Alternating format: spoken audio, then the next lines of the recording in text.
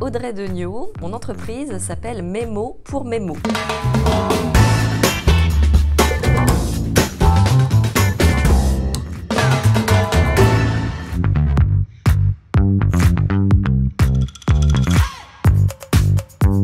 Je suis écrivain biographe. J'écris le récit de vie des gens qui veulent transmettre leur histoire à leurs proches, que ce soit des particuliers ou des professionnels, des collectivités, des associations, des coopératives.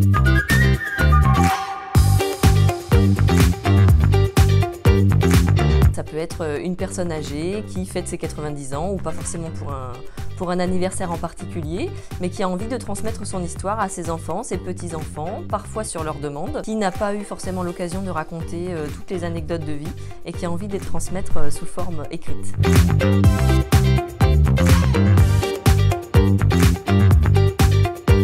C'est de rencontrer les gens, d'avoir la diversité humaine, de pouvoir rentrer dans leur intimité, de pouvoir avoir des confidences que les gens n'ont jamais dites à leurs proches. C'est aussi, au moment où je rentre dans mon bureau, c'est de me transformer. C'est de rentrer dans la peau du personnage. C'est un jour d'avoir 94 ans et d'être un homme, le lendemain d'être une femme de 50 ans qui a perdu son mari, être un musulman qui va à la Mecque. C'est d'avoir plein de vies en une seule, juste grâce à l'écriture.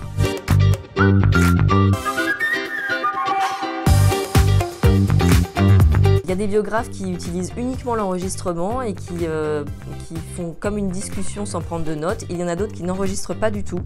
Moi, j'ai choisi de faire les deux parce que je suis très à l'aise à écrire des notes. J'ai une mémoire, on va dire, visuelle.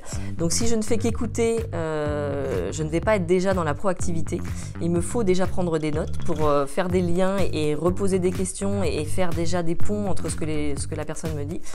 Mais c'est également l'enregistrement pour moi qui est indispensable parce qu'à l'écriture, ça va me permettre de réécouter des passages que je n'ai pas bien compris parce que je n'ai pas osé arrêter la personne. Ça lui permet aussi d'avoir de la fluidité, de pouvoir être enregistré. Ça permet d'avoir une certaine spontanéité. Et puis moi, ça va me permettre de retrouver le vocabulaire et l'émotion et les temps morts. Et ces temps où il ne va pas y avoir de paroles sont aussi importants que les temps où la personne va me raconter des choses. C'est là où je vais y puiser l'émotion de la personne et pouvoir la retranscrire à l'écrit.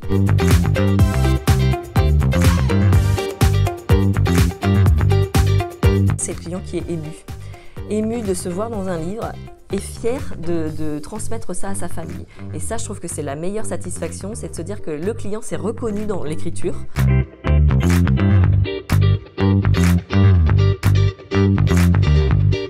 Carbao en SNI, pour moi, ça a une saveur particulière parce que j'ai connu la création du club il y a à peu près 2 ans et demi, en plein confinement.